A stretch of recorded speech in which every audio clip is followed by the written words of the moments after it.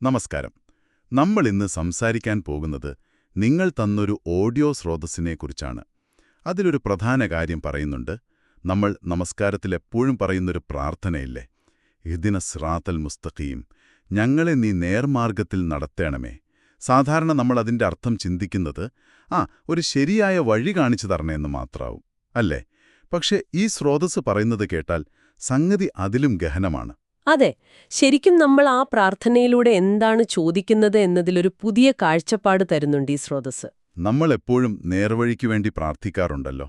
അപ്പോൾ ഈ സ്രോതസ് അനുസരിച്ച് എങ്ങനെയുള്ള നേർവഴിയാണ് നമ്മൾ ചോദിക്കുന്നത്? വെറും ശരി തെറ്റുകൾ മനസ്സിലാക്കി ജീവിക്കാനുള്ളൊരു വഴിയാണോ? അവിടെയാണ് ആ പ്രധാനപ്പെട്ട വ്യത്യാസം വരുന്നത്. നമ്മൾ ആ പ്രാർത്ഥന തുടർന്ന് പറയുമ്പോൾ ശ്രദ്ധിച്ചിട്ടുണ്ടാവും. സിറാത്തല്ലദീന അൻഅംത അലൈഹിം, അതായത് നീ അനുഗ്രഹിച്ചവരുടെ മാർഗം. അപ്പോ വെറും ഒരു സ്ട്രെയിറ്റ് പാത്ത് അല്ല. ശരിയാണ്, അനുഗ്രഹിച്ചവരുടെ മാർഗം. അത് കേൾക്കുമ്പോൾ തന്നെ ഒരു പ്രത്യേകതയുണ്ട്. അപ്പോൾ ആരാണ് ഈ അനുഗ്രഹിക്കപ്പെട്ടവർ? വെറുതെ നല്ല ആളുകൾ എന്നൊരു പൊതുവായ അർത്ഥമാണോ ഈ സ്രോതസ്സ് കൊടുക്കുന്നത്? അല്ലല്ല, അവിടെയാണ് ഈ സ്രോതസ്സ് കൂടുതൽ വ്യക്തത തരുന്നത്. വെറുതെ നല്ലവരെന്നല്ല, കൃത്യമായി 4 വിഭാഗങ്ങളെ എടുത്തു പറയുന്നുണ്ട്. 4 വിഭാഗങ്ങളോ? ആരൊക്കെയാണത്? 1, പ്രവാചകന്മാർ, അമ്പ്യാക്കൾ. പിന്നെ അവർ കഴിഞ്ഞാൽ വരുന്ന സത്യസന്ധരായ ആളുകൾ, അവരുടെ അനുയായികൾ എന്നൊക്കെ പറയാം, സിദ്ദീഖുകൾ. 3ാമതായി ശുഹദാക്കൾ, അതായത് സത്യത്തിന് സാക്ഷ്യം വഹിച്ചവർ, രക്തസാക്ഷികൾ എന്നൊക്കെ അർത്ഥം പറയാം. 4ാമത് സ്വാലിഹുകൾ, സച്ചരിതർ, നല്ല ജീവിതം നയിച്ചവർ. ഓഹോ, കൊള്ളാം. അപ്പൊ സംഗതി നമ്മൾ വിചാരിക്കണ പോലെയല്ല. നമ്മൾ പ്രാർത്ഥിക്കുന്നത് വെറും നല്ല കുട്ടിയായി ജീവിക്കാനല്ല, മറിച്ച് ഈ പറയുന്ന പ്രവാചകന്മാരുടെയും സിദ്ദീഖുകളുടെയും ശുഹദാക്കളുടെയും സ്വാലിഹുകളുടെയും ഒക്കെ ആ ഒരു ലെവലിലുള്ള വഴിയിൽ നടത്തണേ എന്നാണ്. അതെ അതെ, കൃത്യമായ അതാണ് പോയിന്റ്. ഇത് നമ്മുടെ ലക്ഷ്യത്തെ തന്നെ വലുതാക്കുന്നുണ്ട്. വെറുതെ തെറ്റിൽ നിന്ന് മാറി നിൽക്കുക എന്ന മിനിമം ലെവലിൽ നിന്ന് ഏറ്റവും ഉന്നതമായ മാതൃകകളെ പിന്തുടരാനുള്ള ഒരു അപേക്ഷയായി മാറുകയാണ് ആ പ്രാർത്ഥന. ശരിയാണ്, ഇതൊരു വലിയ മാറ്റം തന്നെയാണല്ലോ ചിന്തയിൽ. തീർച്ചയായും. ഈ സ്രോതസ്സിൽ വളരെ ശക്തമായി പറയുന്നൊരു കാര്യമുണ്ട്.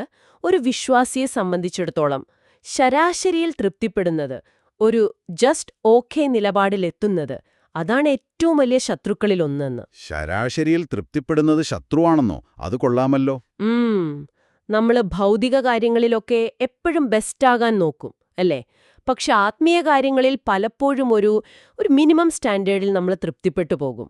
ഈ പ്രാർത്ഥന ഓർമ്മിപ്പിക്കുന്നത് അങ്ങനെയല്ല വേണ്ടതെന്നാണ്. ഏറ്റവും ടോപ്പ് ലെവൽ, ആ ഉന്നത പദവികളിൽ ലക്ഷ്യം വെക്കാനാണിത് പ്രോത്സാഹിപ്പിക്കുന്നത്. അപ്പോൾ ഈ പ്രാർത്ഥന തന്നെ ഒരു വലിയ അഭിലാഷമാണ്, അല്ലേ?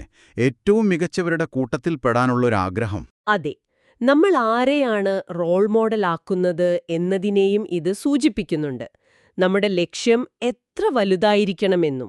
ഈ സ്രോതസ്സിൽ ഇതുപോലുള്ള പൊതുവായ പ്രാർത്ഥനകൾക്ക് അതിന് പ്രത്യേക ഉദ്ദേശങ്ങൾ വെക്കാമെന്നും പറയുന്നുണ്ടോ? പറയുന്നുണ്ട്.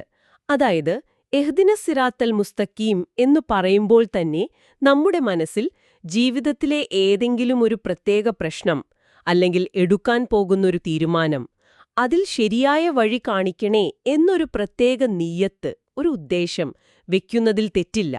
ആ പൊതുവായ പ്രാർത്ഥനയോടൊപ്പം അതും മനസ്സിൽ കരുതാം. അത് നല്ലൊരു കാര്യമാണ്. അപ്പോൾ ഇതെല്ലാം കൂടി കേൾക്കുമ്പോൾ നമ്മൾ ദിവസവും ഒരുപക്ഷെ അത്ര ആഴത്തിൽ ചിന്തിക്കാതെ പറയുന്നൊരു ചെറിയ പ്രാർത്ഥനയിൽ എത്ര വലിയൊരു അർത്ഥമാണ്, ഒരു അഭിലാഷമാണുള്ളതെന്ന് മനസ്സിലാവുന്നു.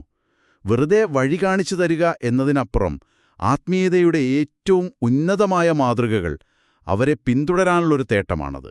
ശരിയാണ്. ശരാശരിയിൽ ഒതുങ്ങിക്കൂടരുത്, എപ്പോഴും മികവിനായി ശ്രമിക്കണം എന്നൊരു ഓർമ്മപ്പെടുത്തൽ കൂടിയാണത്. നമ്മുടെ ദിവസേനയുള്ള കർമ്മങ്ങളെയും പ്രാർത്ഥനകളെയുമൊക്കെ ഇത്ര വലിയൊരു വിഷനുമായിട്ട് ബന്ധിപ്പിക്കുന്നു, അല്ലേ? അതെ, ദൈവവുമായുള്ള നമ്മുടെ ബന്ധത്തിൽ ഒരു തട്ടിക്കൂട്ട് പരിപാടിയല്ല വേണ്ടത്. ഏറ്റവും മികച്ച രീതിയിൽ ആ ബന്ധം നിലനിർത്താനും വളർത്താനുമുള്ളൊരു ശ്രമമുണ്ടാകണം. അതാണ് ഈ സ്രോതസ്സ് പറയാൻ ശ്രമിക്കുന്നത്. അപ്പോൾ ഇത് കേൾക്കുന്ന നിങ്ങൾക്ക് ചിന്തിക്കാനൊരു കാര്യം തരാം. ഈ സ്രോതസ്സിൽ പറഞ്ഞ ആ വാചകം ഒന്നുകൂടി ഓർക്കാം.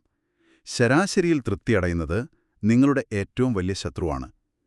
പ്രാർത്ഥനയുടെ കാര്യം അവിടെ നിൽക്കട്ടെ, നിങ്ങളുടെ ജീവിതത്തിലെ മറ്റു കാര്യങ്ങളിൽ, ഇപ്പോൾ അറിവ് നേടുന്ന കാര്യത്തിലാവാം, നിങ്ങളുടെ ജോലിയിലാവാം, കുടുംബ ബന്ധങ്ങളിലാവാം. എവിടെയെങ്കിലും ഈ ശരാശരിയിൽ തൃപ്തിപ്പെടൽ ഒരു പ്രശ്നമായി നിങ്ങൾക്ക് തോന്നുന്നുണ്ടോ? ഈ ഏറ്റവും ഉയർന്ന തലങ്ങൾ ലക്ഷ്യമിടുക എന്നത് പ്രായോഗികമായി നിങ്ങളുടെ ജീവിതത്തിൽ എങ്ങനെ കൊണ്ടുവരാൻ പറ്റും? അതൊന്ന് ആലോചിച്ച് നോക്കുന്നത് നന്നായിരിക്കും.